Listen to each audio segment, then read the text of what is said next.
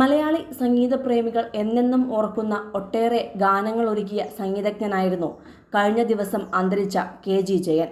90 വയസ്സുകാരനായ കെ.ജി. നാളുകളേറെയായി വാർദ്ധക്യസഹജമായ അസുഖങ്ങൾ മൂലം ചികിത്സയിലായിരുന്നു. മക്കളും മരുമക്കളും പേരക്കുട്ടികളുമെല്ലാം ചേർന്ന് അദ്ദേഹത്തെ സ്നേഹത്താൽ വീർപ്പുമുട്ടിച്ചിരുന്നു.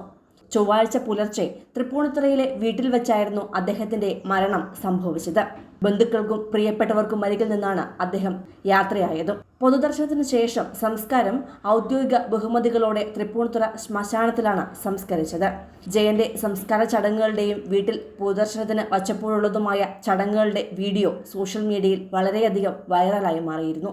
അതിൽ ജയന്റെ മകനും നടനുമായ മനോജ് കെ ജയന്റെ ഭാര്യ ആശ മൃതദേഹം കണ്ട് അലമുറയിട്ട് കരയുന്ന വീഡിയോ ഏറെ ശ്രദ്ധ നേടിയിരുന്നു. ലണ്ടനിൽ മകൾക്കൊപ്പമായിരുന്ന ആശ മരണവാർത്തയറിഞ്ഞ് സംസ്കാരത്തിന് ഏതാനും മണിക്കൂറുകൾക്ക് മുമ്പ് ഓടിയെത്തുകയായിരുന്നു. മക്കളെക്കാളും സഹോദരങ്ങളെക്കാളും ഒക്കെ അച്ഛൻ്റെ മരണത്തിൽ ഹൃദയം പൊട്ടിക്കരഞ്ഞത് മനോജിൻ്റെ ഭാര്യ ആശയായിരുന്നു. അച്ഛന് ഒന്ന് കാത്തുകൂടായിരുന്നു എന്ന് ചോദിച്ചുകൊണ്ടാണ് ആശ കരഞ്ഞു തുടങ്ങിയത്.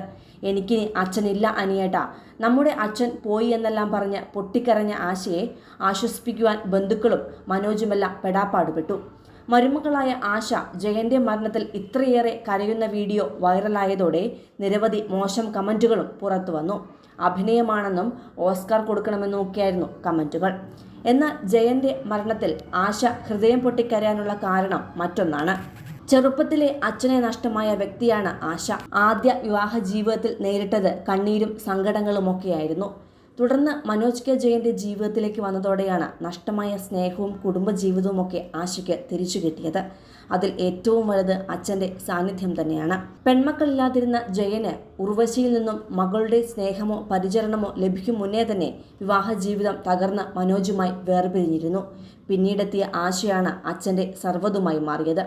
UK-യിലാണെങ്കിലും അച്ഛനരികിലേക്ക് ഓടിയെത്തുമായിരുന്നു ആശ എപ്പോഴും. നാട്ടിൽ നിൽക്കാനായിരുന്നു ആശയ്ക്ക് ഏറെ ഇഷ്ടവും.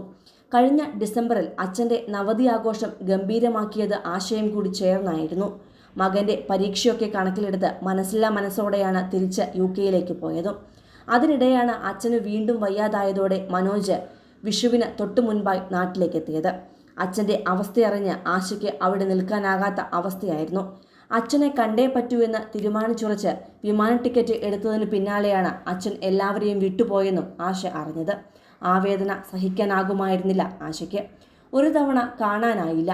ഞാൻ വരുന്നവരെ അച്ഛന് കാത്തൂടായിരുന്നോ എന്ന് ചോദിച്ചായിരുന്നു ആശയുടെ കരച്ചിൽ മുഴുവൻ.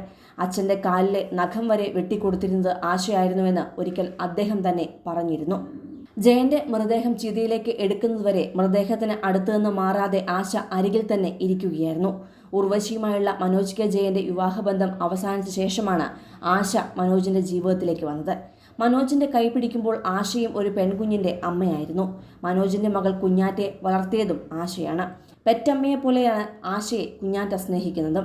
മക്കൾ വിദേശത്ത് പഠിക്കുന്നതിനാലാണ് ആശയും കുറച്ചു വർഷങ്ങളായി വിദേശത്ത് സ്ഥിരതാമസമാക്കിയത്. ഷൂട്ടിംഗ് ഇല്ലാത്ത സമയങ്ങളിൽ മനോജും ആശയും മക്കൾക്കൊപ്പം സമയം ചെലവഴിക്കാൻ ലണ്ടനിലേക്ക് പറക്കും. കൂടുതൽ സിനിമ, സീരിയൽ, ചാനൽ വാർത്തകൾക്കും നിങ്ങളുടെ പ്രിയപ്പെട്ട താരങ്ങളുടെ എക്സ്ക്ലൂസീവ് അഭിമുഖങ്ങൾക്കുമായി സബ്സ്ക്രൈബ് ചെയ്യാൻ മറക്കല്ലേ.